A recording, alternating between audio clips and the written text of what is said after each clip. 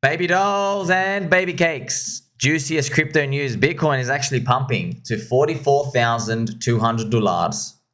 Why? You know why, friends. I've told you why. It's because Jim Cramer bear tweeted 5 times in a row. I told you. So I go, man, this is a sell the news event. But Jim Cramer tweeted 5 times. How will you expect to predict that? Okay, doesn't mean it's over. I'm just telling you, it ain't so easy, is it? You're just going to have to prepare yourself. At some point, friends, when euphoria comes, right? I know you like coming. It's a family-friendly show. Look at the guy, the helicopter hat. Whee! All right. When euphoria comes, there is not going to be instant gratification in terms of if you shift your portfolio around. Well, you might be 100% long crypto, and then when euphoria comes, maybe you end up shifting it to like 60% crypto, 40% stable coins, pretty much. Okay, 60-40. You might do something just basic like that. But you're going to be sitting with that 40%, and you're going to be looking at it, and you're going to be looking at all this stuff still flying, and you're like, should I get back in? I've got to get back in. What are these things going to go to everyone's targets? Another 3x. I'm going to miss out on a lot.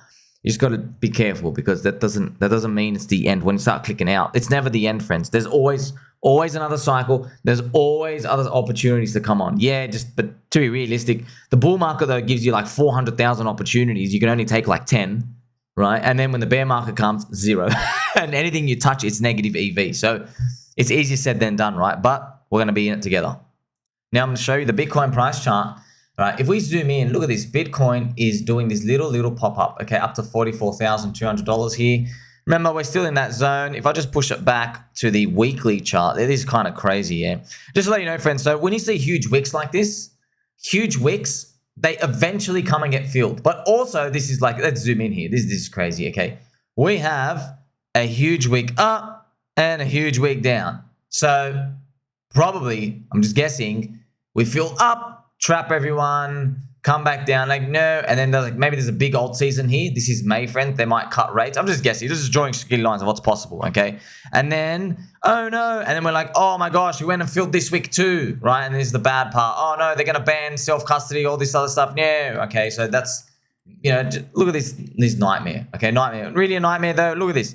Congratulations, you make 15% on the way up and 15% on the way down, like. Really, like it's the end of Bitcoin moves, volatility and stuff, friends. You know, the Bitcoin ETF has basically just ushered in Wall Street to come in. That's right, Wall Street and the bug eaters have come in. But you know, we got to thank Bitcoin. This is what we wanted, man. We wanted this. Yeah, Bitcoin's the monetary base of crypto. It's the monetary base. It's always going to exist. It always has to exist. Doesn't mean you got to throw everything in. Just like gold is the monetary base of the world, it really is. But gold's only worth 10 trillion market cap. Stock market's 120 trillion. Interesting, right? You're like, wait a minute. The base money gold, which transcends time and basically never disintegrates, never fades away, that's worth 10 trillion. Why is all the Ponzi companies worth 120 trillion? Well, now you get to see, friends. It's just humans. This is how we just price stuff based off network effects, based off value, price to earnings and equity. It is what it is, okay? You can't fight it. Basically, what I'm kind of telling you as well, if you dig deep into it, okay, it's basically Bitcoin's not going away. It's here forever. But Ethereum and altcoins are going to crush it. That's it. However, there's obviously, case in point, though, which altcoins and which ones are going to be around in 10 to 15 years. We don't know. That's why it's almost your duty. If euphoria gets too high, you're just like, oh, man, I have to take stuff out because I don't know what dangers are lurking in that next bear market. Speaking of dangers, right? No dangers ahead. Why? Because the corrupt SEC has delayed the Ethereum ETF again, which is actually beautiful because that's exactly what we want to see. Okay? Another notice, I think you guys deserve a bit of a heavy beat, friends. It's been a while since we cranked it, actually. We still have time. This is Bitcoin dominance. You notice this, man, it's still zipping around. If I go back and see what it did earlier, there was this period where it zipped around. But look, as soon as 2020 started, Bitcoin halving gear, it went bank. Okay, and here this was the zombie virus. It went up here and then actually continued. Isn't that interesting though? Even on the zombie virus, friends, Bitcoin dominance couldn't reverse. That's crazy, right? That's crazy. What does that tell you? I'll tell you what that tells you. No one in crypto has said that ever. And I've watched everybody. And I watch everyone all the time. I put them on 2x speed. I fast forward through their jokes. I fast forward through all their sponsors and everything else. I get through the meat and potatoes of everything. No one ever focuses on the fact that in a Bitcoin halving year, a zombie virus, big black swan, couldn't make Bitcoin dominance flip. Isn't that wild? Isn't that wild? You saw it right here. Look at that. That's crazy. It just means if people have been downtrodden too much, beaten down in the bear market, and the next part of the cycle is for demand to kick in, there's nothing you can do to stop it. Absolutely nothing. Now, we have the confidence to go forward with that. Unfortunately, other people don't, and not really unfortunate because, someone's got to buy the top. If we look at Ethereum as well, friends, we're waiting to see this Ethereum move. Now, is it going to do, so this come down here, is this like this little rounded move where it can come and zip up? I hope it is. I don't think we get optimism phase until ETH BTC crosses up. We need ETH BTC above 0.061. It needs to flip up here, close a green week, and we're off to the races. That basically means Ethereum has disconnected hard against Bitcoin. Now, it's not even really that hard. If you want to look at the real number, from here to flipping, it's only 13%. But that's like Ethereum doing an extra $250 move and Bitcoin not going anywhere.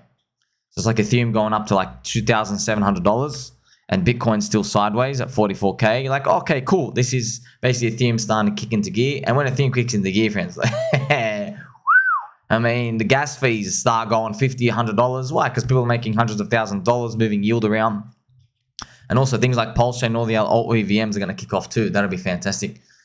I also reported on this before, right? Michael Chad Saylor, he bought an extra 805 Bitcoin. He's got now about 190,000. So to me, it's very obvious. He's going for the elusive round number of 210,000 Bitcoin. Why? Because it's 1% of the supply. How do I know that? Let's just say I've bought way too many altcoins, way too many meme coins, and I'm looking at the rankings and I'm like, oh, I don't want to be a turtle in this. I don't want to be a little trashy turtle. It's like $5. You can't put in an extra $25 to do this. Just giving you an idea of what it's like here. Once you see that rankings, friends, I tell you, that ranking is really toxic. That is very, very toxic, but it works. You shame people. I was thinking about this in bed, friends, as you always do when you're in bed alone.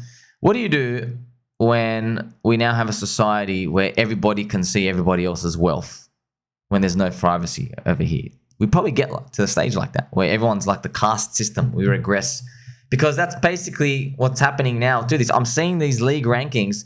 We want them. We want to see where everybody else stands in society versus us. This is humans. We're always trying to climb a ladder, right? And you're always like climbing the ladder. You look down and everybody's struggling. Okay, cool. I got to keep climbing, right?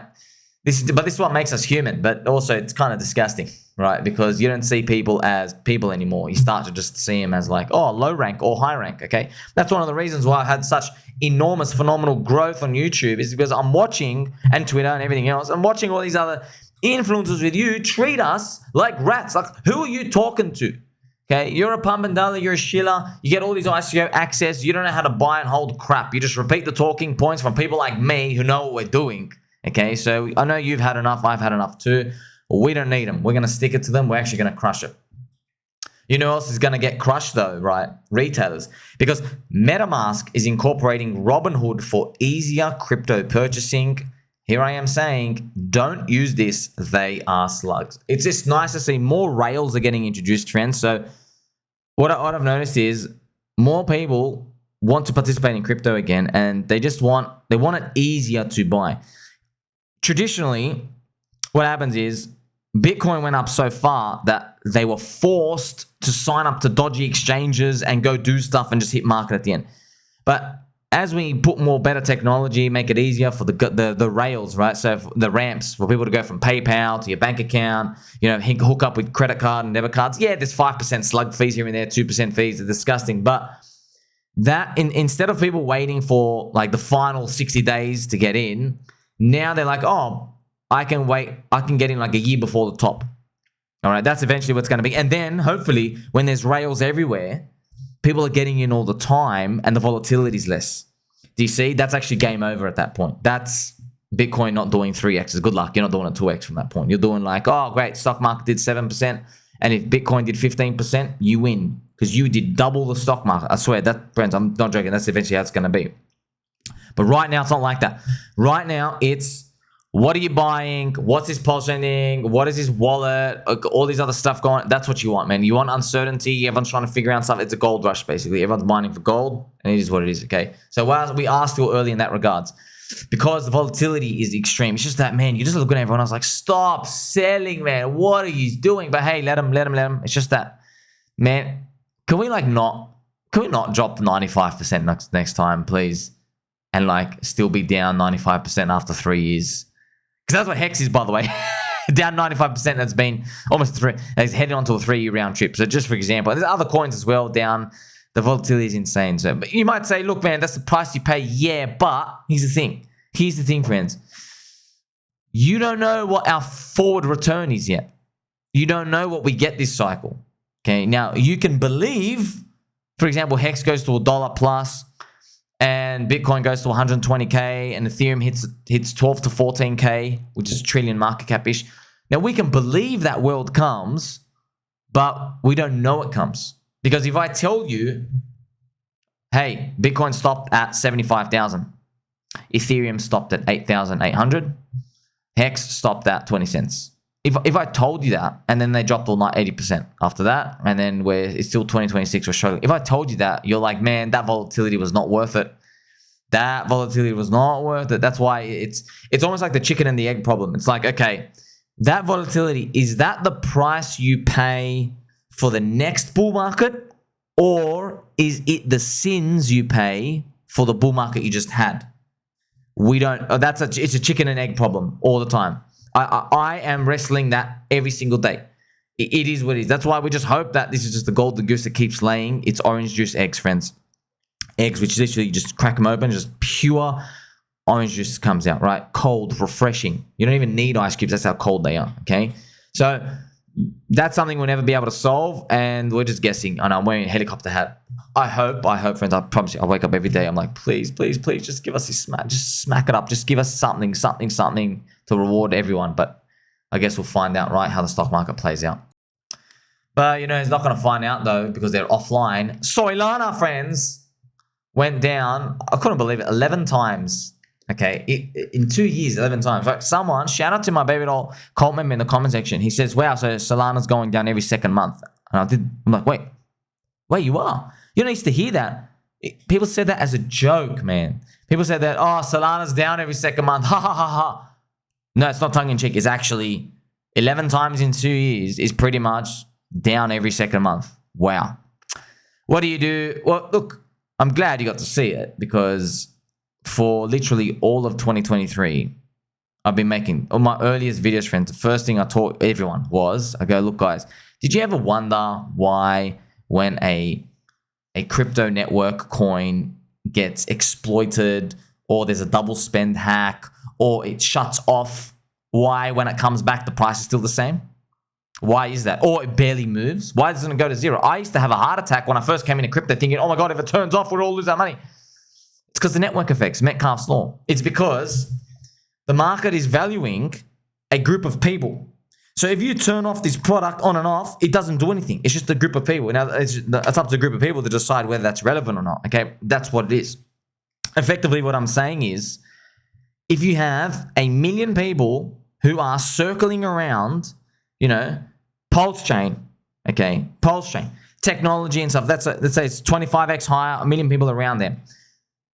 If you remove Pulse Chain and get those 25 million people to own an NFT, where that NFT entitles you to a fresh cup of orange juice with 3 ice cubes, it'll be the same valuation. Those exact same people. It's a network. It's a network of something. Okay. So I know it's crazy. You're like, wait a minute.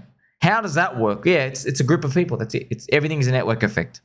We saw it with Amazon, Apple. It is what it is. It's not about really how good your product is. They all relate to each other, because it depends on the people in the network. But it's the people, friends. It's the people. That's why I always say my teachings, friends, from the testaments, okay? The testaments of your friend Sammy here, okay? From the friendship book. The community is the asset. It's the people there. We can't copy paste humans yet. Okay, maybe one day in the future we clone all of us. Not now. We can't copy paste them. You can copy paste code anywhere. Sweet. Like I say, Uniswap yoinked out CowSwap's technology. Ripple yoinked out Uniswap's technology. Isn't that funny? Just think about this, okay? Ripple, a 30 billion market cap. Uniswap, fake DeFi Uniswap is about 5 billion, okay? Ripple just went to Uniswap and they go, I'll take that. Thank you very much. And then obviously the XRP community, shout out to all of you. None of you guys went up to Ripple and go, hey, bro, if you had to fork, copy paste Uniswap, which was made by Hayden in his underwear before he's corrupted by the bug eaters, what were you guys doing for the past 10 years while dumping billions and billions of dollars on us? Billions of dollars. What were you doing? There's no answer for that. It's just, XRP Federation, blah, blah, blah. Man, I hope you guys get a season, man, because it's going to be free money, friends. I'm telling you right now. I don't do this often, by the way, when I rub my fingers together and sniff them too, okay? If XRP get a season, it's literally free money. But you're probably saying, I went to XRP Ledger. It's atrocious. It's freaking atrocious, friends. You don't want to know how bad it is. You can barely use market orders. You got to use limit orders. There's no liquidity anywhere. And you're going to laugh, right? You know, their base money is XRP. So you can be like, fuck that, man. I'm not holding like 30 grand of XRP to play around with your dog shit. You know what I mean? But that's a lot. This is serious. Because you're holding 30 grand in XRP or even 10 grand, fans. You know that's a potential 50x out there. Literally. Even $100. I know it's just $100. Like every dollar counts, man. I'd rather throw that into meme coins than sitting on there. Now, it would make sense if there's a lot of meme coins and stuff popping on XRP. There are, friends, and they're not. They are atrocious. Okay. It's Donald Trump NFTs. It's the same dudes copy pasting stuff. It's really, really, really bad. It's really, really bad. And there's not even a proper EVM bridge. You can't get your money in. You got to go through a centralized exchange. You got to do this weird stuff. It was freaking atrocious. There's nothing on there. And guess what? Of like the 3 projects there that aren't scams, they're all overvalued. They're all overvalued because they own all the coins. They did the XRP Ripple thing. This is something I tell you, friends. Okay, you know, markets, they always come back to like Fibonacci, fractals, repeating type of patterns. We see it with leaves, we see it with trees. A lot of these physicists say, you know, there's like multiple time realities of all of us as well, and everything's kind of like a fractal to each other, where they're kind of like similar to each other, but not really. That's why sometimes maybe you almost see the future a bit in your dream here and there. Yeah, it's almost like time rifts, right? But we just can't comprehend it yet. Well, same thing in crypto, friends. The founder, the people who come and join the community, they are a fractal of the founder, the personalities. Everybody has a piece of them, okay? It's almost like this biblical thing where it's like, you know, God says, you're all in the image of me. It really is like that. It's crazy. I've seen all these crypto communities. I'm like, oh my gosh, look at Vitalik. I can grab all these influences of Ethereum and I'll go to, look at Satoshi. Look at his writings. Grab all the influences out here. Same thing. Look at Pulse Hex, right? Richard Hart. You grab all the influences, right? You have everybody from, say, Matty Allen. Then you have the Tang Gang. All of them have a bit of Richard Hart. A bit. Okay? It's just crazy. Now, what do you think is going to be on Ripple Chain? That's right. They all have a bit of XRP. They have the coins. It's freaking trashy tech. Nothing works. And the people that are attracted to it, I promise, friends, I'm not joking. It's always an office person. Someone who like usually works in an office, lawyer, wears white collared shirt, right? Yeah, always lawyer or a banker, that type of guy. You know what flipped me out, friends? Alessio Rastani, right? You know him on YouTube. Now, Alessio, friends, this blew my mind. He knew about Bitcoin since 2013. Do you want to know who tried to onboard him? Have you heard of a man named Max Keiser? That's right. He was trying to get Alessio in at $30. I'm not making this up. He actually interviewed him. He's trying to get him in at $30, and he didn't listen. Now, Alessio, to this day, all right, now shout out to Alessio out there, really good TA. I love his videos. I watch a lot of them. Okay, now Alessio, okay, this was just funny to me. Okay, guess what? He's known about crypto. My gosh, it's been 11 years, bro. He's never held anything except one coin, XRP. Crazy. I think he used to work in a bank. Like, he looks like a banker. Look at him, like suit and tie. Looks like professional here and there. Like, oh, look, very, very strict structure stuff. It's just wild. I'm like, oh my gosh, that just makes so much sense. I'm not surprised by that at all, okay? So it's weird, right? Communities and the fractals here and there. That's why it's a bit of, it's crazy. It's crazy. You've seen all these network effects and everything here and there. Now, I wonder what the Soylana one is, right? Because you're going down. I don't know. It's just... It'd be interesting if people found out, oh yeah, like there's personality attributes of Anatoly, who's the founder of that, and maybe it's reflected in other Soylana ecosystems. Just to let you know as well, like, friends, Soylana meme coins are atrocious. There are none that survive. They all go down, all of them. Like, how Tangang, bro, on Pulse Chain's not listed anywhere, and Tangang's smashes, and Teddy Bear's smashes. pDAI has murdered you. Your Soylana altcoins and your meme coins. pDAI, a stablecoin with zero value, an unbacked stablecoin, the real DAI, protein DAI, better than the estrogen DAI. Okay, crushed you beyond imagination. Crushed. How do you explain that? I don't know. I think there's some weird stuff going on with Soylana. I reckon they did the spot price markup. Maybe I'll speak more about this one day. It's very easy to do it. You just need a lot of money to do it, but you do end up profiting out for it, okay? Speaking about juicy stuff now. PulseX, friends, hit 3.39% on the buy and burn. Look at this nice little, beautiful, he's SpongeBob enjoying himself, okay? Now, this is it. Look at this. I just love seeing this. Oh, we just ticked up live, friends. You saw it right here. Whoa! Right here. 694 billion. PulseX burn. You saw it. You saw it. You saw it right here. It ticked up from 693 to 694, which means an extra 1 billion PulseX was bought basically in the past day or so. That's crazy, man. You know that day one sack? That's $100,000, friends. Bought.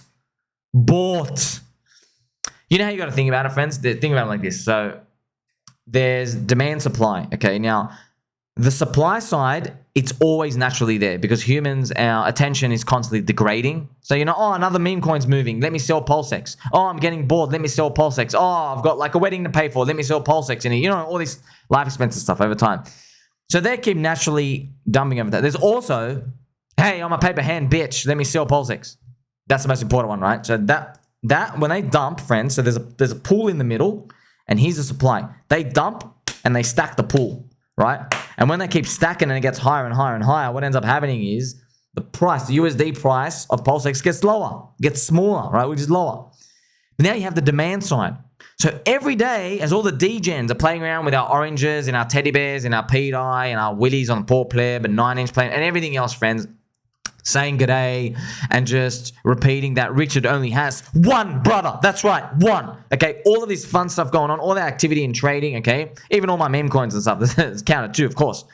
All of these little bits of the fees go back to that pile that's stacked and they take it off, right? And they take it off. And that stacking, it goes, oh, sweet. Oh, we're getting smaller and smaller and smaller and smaller. That's what doing, constantly doing that. You don't have this in any other coin. You don't have that in Hex. You don't have that in Pulse Chain. Nothing. You have people who come in and buy it, which is what you want, but you don't have an automatic thing sitting there. Literally, drunken Michael Saylor. He's like, yeah, I'll take it. Every day, it doesn't matter what price is, I'll take it. Okay, that's a beautiful part about it. That's every time you see that tick up, that's actually what it means, it represents. It goes, sweet. We would be so much lower without these guys. You know, so you've learned a lot today. Like, subscribe, belly button, or catch you soon.